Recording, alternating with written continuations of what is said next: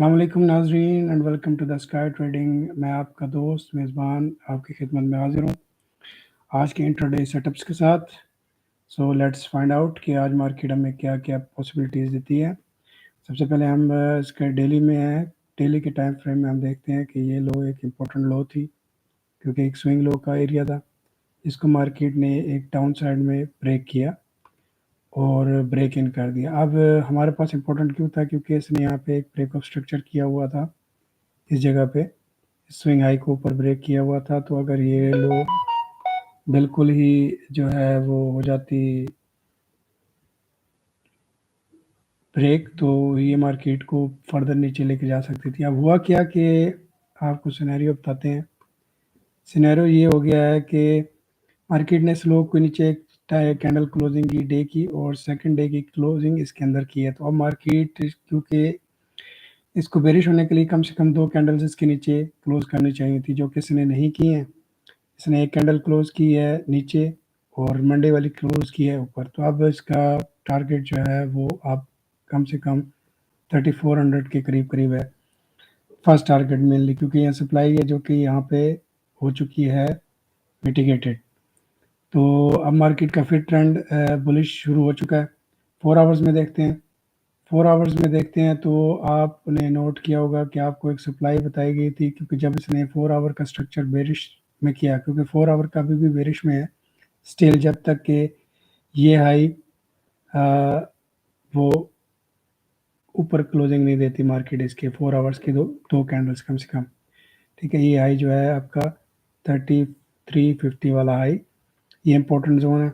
ये supply zone था जिसको मार्केट ने रिस्पेक्ट नहीं दी और उससे ऊपर जा रहा है। क्यों? वजह ये है कि डेली अब फिल वक्त बुलिश है, क्योंकि उसने एक लिक्विडिटी हंट करके इनसाइड क्लोजिंग कर दी है। तो H4 अब जब H4 भी आपका यहाँ पे इसके ऊपर क्लोजिंग दे देगा तो हमारा ये मेजर ट्रेंड दोबारा कंटिन्यू करेगा अपसाइड की तरफ।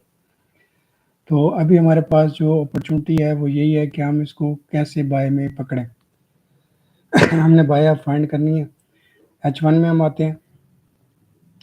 H1 में हम जब आएंगे तो H1 में आपको मैं बता देता हूँ कि देखें, ये मार्केट के लिए सबसे पहला जोन जो था जिससे मार्केट को रिजेक्शन लेनी थी और जिससे उसने ली है वो ये एरिया था।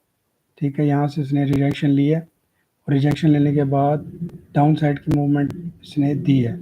ठीक है, कल के दिन में इसने यहाँ से रिजेक्शन लिया है, डाउन साइड की मूवमेंट दी और यहाँ पे जो पड़ी हुई थी डिमांड, इस डिमांड को इसने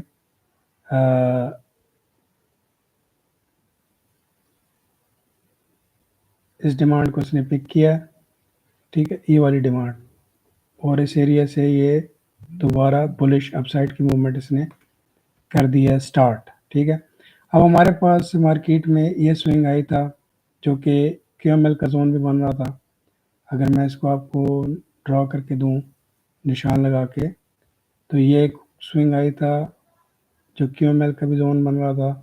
मार्केट ने इसके ऊपर भी क्लोजिंग दे दी है जिसकी प्राइसेस 336 थी। तो अब मार्केट का जो अगला वो सेटअप है वो बुलिश ही हमने देखना है, और बुलिश कहाँ तक देखना है वो हम देखते हैं कि कहाँ से होगा बुलिश। मार्केट को अगर मैं इधर लेके आऊँ इस स्विंग हाई के ऊपर, तो इस स्विंग हाई से इसने ऊपर क्लोजिंग 2 कैंडल्स भी दे दिए हैं, जो कि एक यहाँ पे क्योंकि इसका लेटेस्ट ब्रेक ऑफ स्ट्रक्चर हुआ था इस जगह पर मार्केट ने जो वेव बनाई थी इस तरह यहाँ पे लेटेस्ट ब्रेक ऑफ स्ट्रक्चर था। उसके बाद जो ये इंटरनल स्ट्रक्चर था, मेजर तो ये वाला था, इंटरनल ये वाला था। इंटरनल हाई स्विंग हाई को उसने पिक कर लिया है। अब हमारे पास ऑप्शन ये है कि ये डिमांड पड़ी है, ठीक है, 3317 के एरिया के पास। अगर मार्केट इधर आती है तो इधर से हम इसको बाय की एक कोशिश कर सकते हैं, बाय की यहाँ पे फाइंड आउट करेंगे। वजह क्या है कि इधर ये आपका QML का जोन भी बनेगा। अगर मैं इसको फर्दर एक्सटेंड करूँ तो ये QML का जोन बन जाएगा आपका पूरा का पूरा, और ये जोन आपके लिए बेस्ट रहेगा एंट्री फाइंड आउट करने के लिए। इंट्राडे में आज का सेटअप ये हो सकता है कि मार्केट ऊपर से अगर आती है, यहाँ से अगर आती है, क्योंकि ये सप्लाई जोन है यहाँ पे, अगर यहाँ से ये कोई हमें रिजेक्शन 5 मिनट में देती है तो मार्केट फर्दर इस तरफ इधर आए, इधर छोटे टाइम फ्रेम में चेंज ऑफ कैरेक्टर और ब्रेक ऑफ स्ट्रक्चर करे तो उसका टारगेट यहाँ तक होगा, ठीक है। और अगर मार्केट जो है वो ऊपर ही चली जाती है, यानी कि इसको ब्रेक कर देती है ऐसे, तो फिर इवेंचुअली हमें जब इंटर करेगी इनसाइड तो हम यहाँ से इसको बायस की तरफ इसको हम मूवमेंट को कैच करेंगे। तो सिनेरियो बाय का है, बाय का सिनेरियो आपको इसलिए बता दिया है कि मार्केट में डेली ने जो है वो एक लिक्विडिटी हंट की है। इस लेवल पे मैं आपको दिखा देता हूँ। फिर भी ये एक स्विंग लो था, स्विंग लो के नीचे एक कैंडल क्लोज करके इसने सेलर्स को ट्रैप किया, सेलर यहाँ पे बैठे हैं, दूसरी कैंडल साइड क्लोज कर दी स्विंग लो के। तो बेसिकली यहाँ पे इसने लिक्विडिटी हंट की है और लिक्विडिटी हंट करने के बाद अब मार्केट बुलिश ट्रेंड को कंटिन्यू करेगी। और अगर ये कैंडल भी आज की कैंडल जो है, अगर मैं इसको इन सारे ड्राइंग्स को रिमूव करूं तो ये जो सप्लाई जोन था ना, ये वाला, इसको मैं आपको हाईलाइट कर देता हूँ। ये सप्लाई जोन जिससे मार्केट को थोड़ा सा रिजेक्शन लेनी चाहिए थी, क्योंकि इसके बाद एक बहुत अच्छी सेल की मूवमेंट आई थी।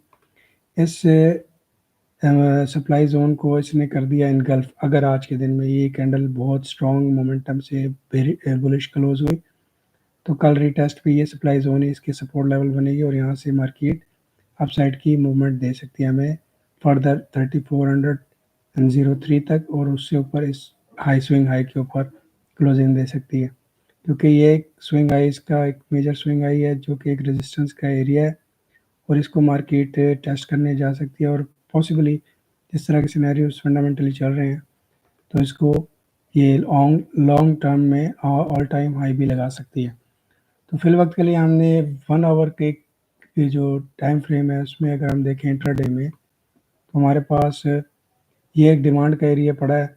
और अगर हम इसको M30 में जाके देखते हैं तो M30 में ये एरिया यहाँ पे 2 कैंडल रिट्रेसमेंट का एरिया भी है, तो ये बेस्ट जोन होगा। मार्केट यहाँ से अगर रिजेक्शन लेती है, नीचे आती है, तो ये एरिया हमारे पास बेस्ट बाइंग जोन है, जिसकी प्राइसेस 3320 से लेकर और 3314 तक है। ये एरिया हमारे पास M30 में भी और H1 में भी एक डिमांड का बड़ा अच्छा लेवल है। यहाँ से हमें एक अपसाइड की बहुत अच्छी वेव देखने को मिल सकती है। तो ये था अब तक का आज का इंट्राडे के सेटअप। तो होपफुली आपको अच्छा लगेगा और आप इस पे अच्छा मेजर ट्रेड करेंगे और अच्छा प्रॉफिट जनरेट करेंगे। Thank you very much for the likes and subscribe. आप लाइक